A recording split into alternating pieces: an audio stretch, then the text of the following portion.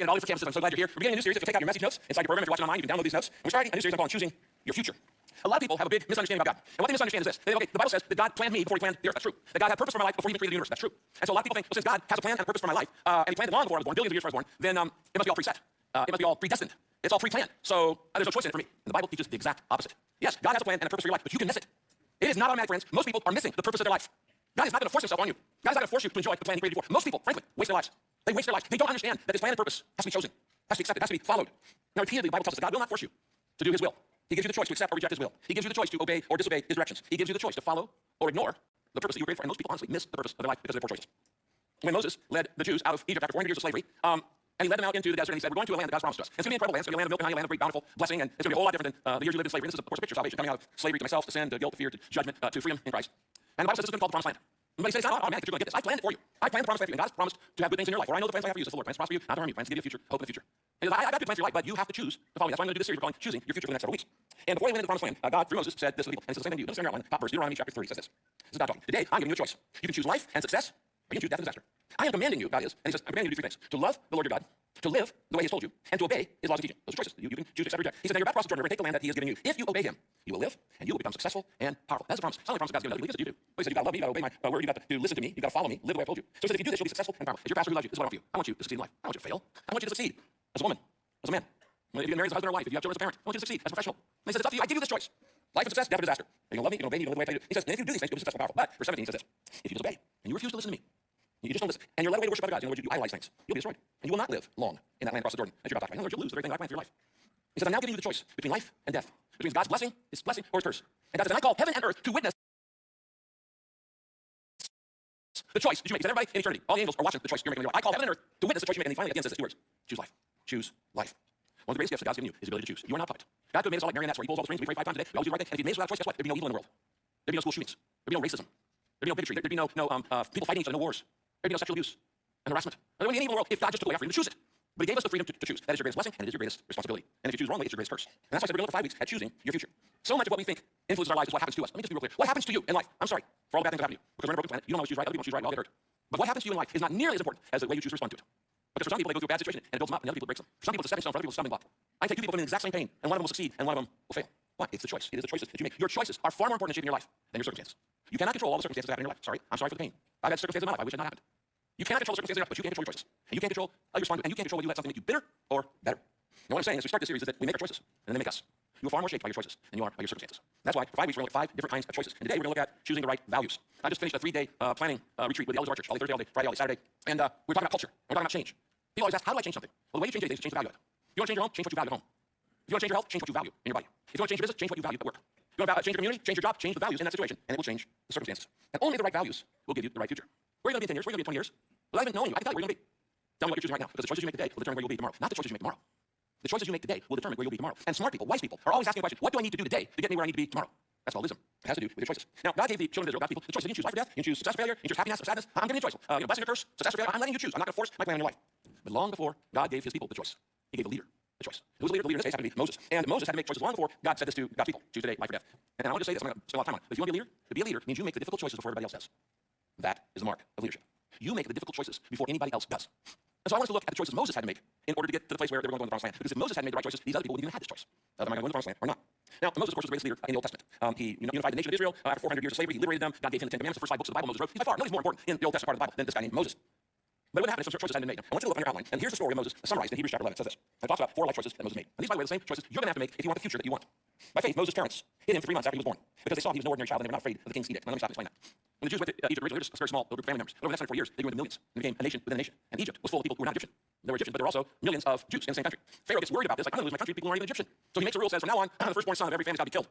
Moses is the firstborn son of this family. And it says that the parents ignored the king, they disobeyed the law. And so they weren't afraid. And it says this. By faith, Moses' parents hid him for 3 months after he was born, instead of killing him, because they saw he was no ordinary child. He was a special child. And they were not afraid of the king's edict. Then it says, by faith, Moses, when he had grown up, refused to be known as the son of Pharaoh's daughter. And you know the story here, is that instead of killing their son, they said, we're going to trust God with our son. They put him in a little basket, lined it with pitch, and set him in the Nile River, not even knowing where he was going to go. I'd rather put my son in the hands of God than lose him. And it just so happens that the king's daughter is out there, bathing in the Nile, and she sees this basket come by, and she says, I love this little baby, and she adopts a Hebrew boy, not even knowing he's Hebrew, Jewish. And so he's born Hebrew, but he's raised as an Egyptian. He's raised as the grandson of Pharaoh. And it says, by faith, Moses, when he grown up, refused to be known as the son of Pharaoh's daughter. He chose to be mistreated along with the people of God. These are all slaves, rather than enjoy the pleasures of sin for a short time. He regarded disgrace for the sake of Christ as a greater value than the treasures of Egypt, because he was looking ahead to his reward. By faith, he left Egypt, not fearing the king's anger. He persevered because he saw him who was invisible. Now, I could literally spend weeks just on these 4 or 5 verses, but let me point out some general, and then we're going to look at 4 choices here. There's an order in this story. First, God chose Moses. Of all people, God chose Moses. It says he was a special child. From the very beginning of his parents, this gets different. God chose Moses. Moses had nothing to do with that choice. Did you know God chose you? That's why you're born. If God hadn't wanted you born. If God hadn't chosen you, you wouldn't have been born. God chose to have you be born.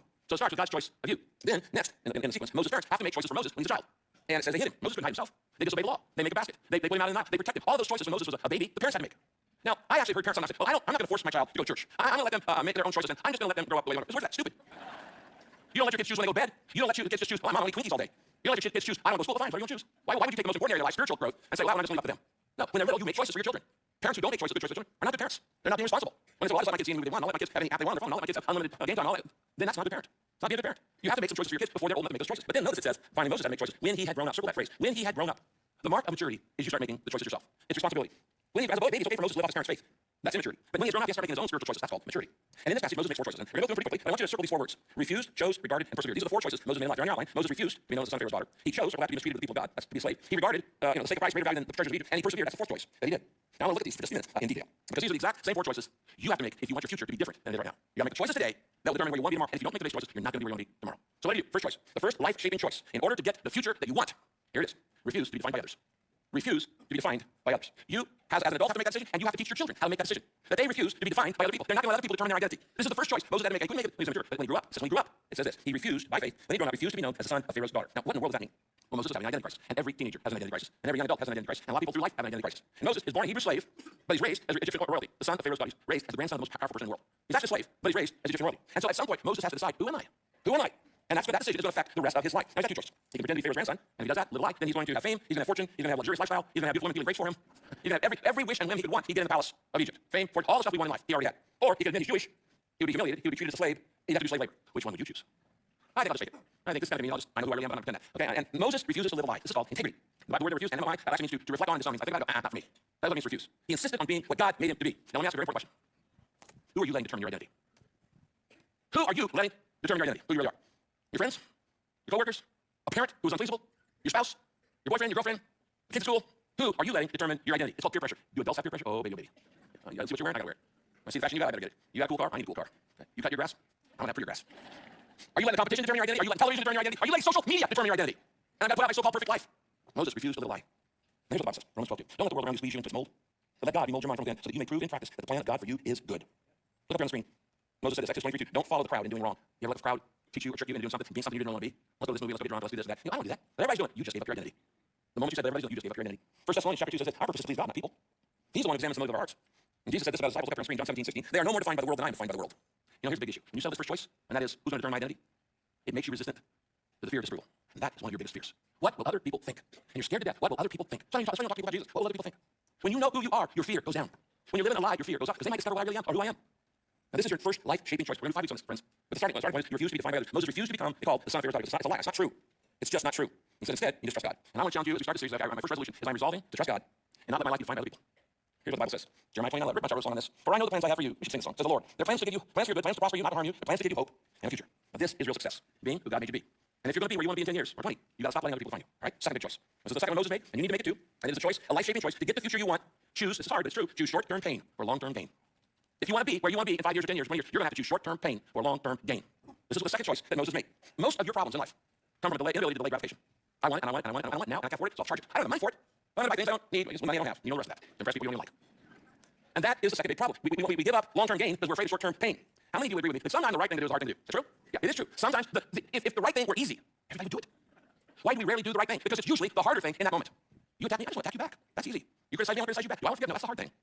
It's always, the right thing is always the harder thing to do in the short term, but the benefits are in the long term. Now here's the next verse, verse 25. It says, Moses chose, so that word, chose to be mistreated. That's short-term pain, along with the people of God, rather than to enjoy the pleasures of sin for a short time. Now, you know one of the things about the Bible is always tells the truth, and the Bible says right there, the pleasures of sin for a short time. The Bible says there's pleasure in sin. Okay, here's what the Bible says, sin is fun. If sin was a bummer, nobody do it. It's fun to disobey God. It's fun to be selfish. It's fun to be self-centered. The Bible says there's pleasure in sin for a season. That means it's short term. You have your gifts, but you get kicked back. The Bible doesn't even try to mask over. No, sin is fun. There's pleasure in sin for a season. What's easier for me to sit on the couch and watch a bunch of dumb movies, eat a big bucket of ice cream, or go in my room and read the Bible? Well, evidently it's easier for you to read the Bible. Okay, you're better. I always knew you guys are better than me. I don't know, maybe you're that way, but for me, it's easier to sit and eat a bucket of ice cream. Okay? So I always knew you were better than me. I'm not worthy of this church. Okay? You're just too holy. You got a sinner for a pastor. Okay? And you're all just great saints. I'm so glad that. Thank you. Pray for me. Okay? All right. Now, I want you to notice, in this story, Moses, verse 23, God chooses Moses, but in verse 25, Moses had to choose God. Have you done that? In verse 24, we see Moses refusing. That's the identity. And in verse 25, we see Moses choosing. The negative is always followed by positive. Okay? Let me ask you a very important question. Where do you need to accept responsibility? Okay, let me frame it another way. Who are you blaming for your life? Who are you blaming for your unhappiness? Who are you blaming for your lack of success?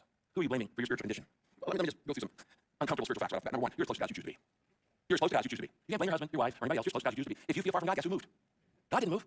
He's always like, you have moved away from him. No, man, you're as close to God as you choose to be. I'm gonna give you another one. You can't live off of somebody else's spiritual commitment. And when Moses was a baby, it's okay for him to live off his parents' faith, but when he had grown up, now he's gonna make his own decisions. There's some husbands in here trying to live off their wife's spirituality. Man up. Start being a godly man yourself. Start being a model of a godly father, a godly husband. So I can't take myself on a plane, flying somewhere around the world, and they'll say, hey, what do you do? And I don't ever want to tell them I'm a pastor, because that's going to kill the conversation right there. So I usually tell them I'm an author. Then they're very interested. Okay. But eventually, sometimes I'll give them oh, you're a pastor. And they always say, my uncle was a missionary. Like, you're going to get into heaven on the credit card of somebody else. Your mother may have been a saint, or your uncle, or your sister, your brother. It's you, Lord, standing in need of prayer. So you can't live off somebody else's spiritual commitment. You can't blame anybody else for the direction of your life. Let me just be real clear. People can hurt you, people can harm you, people can scar you, but no one can ruin your life. Not even Satan. Only you can ruin you. I'm going to say it again. People can harm you, people can hurt you, people can scar you, but nobody can ruin you except you. Your choices are far more important than your circumstances. You are a product of your past, but you are not a prisoner of your past. Your past influences you, but your past does not define you. You are not your past. Your past is past. So let it go. I'm going to give you another truth, maybe you haven't thought about for a while. You're free to choose. You can choose good or bad, right or wrong, success, failure. You're free to choose, but you are not free from the circumstances of your choices, consequences. I'm free to make any choice I want to in my life. What I eat, what I drink, what I hang out with, what I do, how I use my time, but I'm not free from the consequences. And the moment I make those choices, certain consequences go into action. And if I make bad choices in any area of my life, then I'm going to reap those bad choices. I'm free to make the choice. I'm not free from the consequences. What choices are you going to make today to be where you want to be tomorrow? Let me give you one of this is a really big one. You're going to have pain in life, either now or later. You're going to have pain. There's no such thing as pain for your life.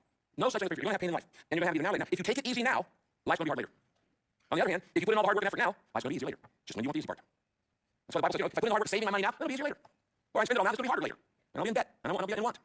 Now, God makes a couple promises about pain. Look in your outline. I'm going to write these promises in. First promise is that God will use it, pain, to help me grow. That's a promise of God. God has not promised you a pain-free life. But He has promised two things. God will use it to help me grow. Romans 5:3-4. We can have joy in our troubles because we know that the trouble produces patience. And patience produces character. And character produces hope. God will use the pain in my life to help me grow. Here's the other promise of God. God will reward me in heaven. This is not the end of the story. How you handle the difficulties of life, you will be rewarded for in heaven. 2 Corinthians 4:17. These present troubles are quite small, and they won't last very long. Yet they will produce for us an immeasurably great glory that will last how long? Forever. Circle that. Forever.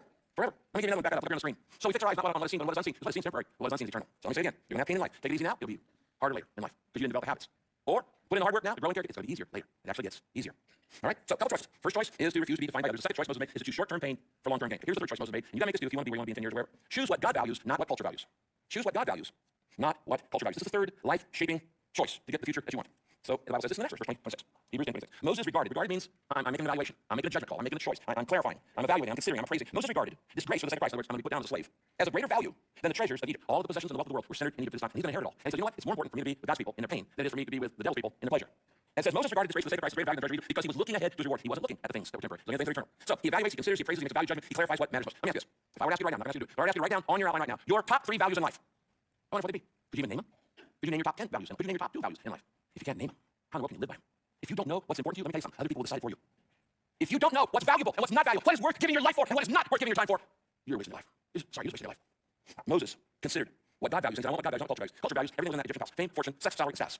It's all there. The very few things we spend our life trying to get. Moses walked away from that stuff. The stuff we spend our entire life trying to get. Fame and fortune. Possession, power, privilege, pleasures, things like that.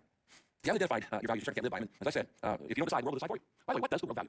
Well, the Bible's very clear. For thousands and thousands of years, the world has valued the same 3 things. The Bible calls it the lust of the flesh, the lust of the eyes, and pride of life. Or as I've written down on your outline, they value popularity, prestige, and power. That's what was in the kingdom of Pharaoh. They value pleasure in verse 25. They value possessions, the treasure of Egypt. They got the measure and the pleasure and the treasure of Egypt. And Moses walks away from the measure and the pleasure and the treasure of Egypt. It's ironic by Moses' standards. By the world's standards, Moses had it made. He got all the wealth he wants, he got all the pleasure he wants, he got all the fame he wants. He walks away from it. Why? Because he knows they don't last. The Bible says, on your outline, 1 John 2:17, the world and everything in it that people desire is passing away. But those who do the will of God live forever. So the wise way to live is to do what God values. So that's what the world values: popularity, pleasure, and possessions. The things to have, the things to be, the things to do, feel. What does God value? Why don't you write these down? God values 3 things. Number 1, verse 24, God's purpose is more important than popularity. That's a smart move. When you value God's purpose for your life more than being popular. As Pharaoh's grandson, Moses is the heir of the throne. He's a celebrity, friends. But fame never lasts. You know what? If Moses had stayed as Pharaoh's grandson, nobody would even know who he is today. Even nobody. Nobody would remember his name. Because he said, no, God's purpose for my life is more important than being popular. We're talking about him 6,000 years later. All right? So God's purpose is more important than popularity. Number 2, people are more important than pleasure. In God's value system, people are always more important than pleasure. And that's verse 25. Moses trades this royal lifestyle in order to go help a bunch of needy slaves. Many of you have gone on a peace trip to go reach some group of people on the backside of the world. You gave away pleasure. The money you spent on a peace trip, you could have bought a TV with it. But you didn't. God's going, that's my boy. They value my purpose more than popularity, and they value my people more than pleasure. And number 3, they value peace of mind more than possessions. And that's verse 26. He was looking ahead to his reward. He considered doing the right thing greater value than the treasures of Egypt, the possessions. So you reject popularity, pleasure, and possession in order to have purpose, God's people, and peace of mind.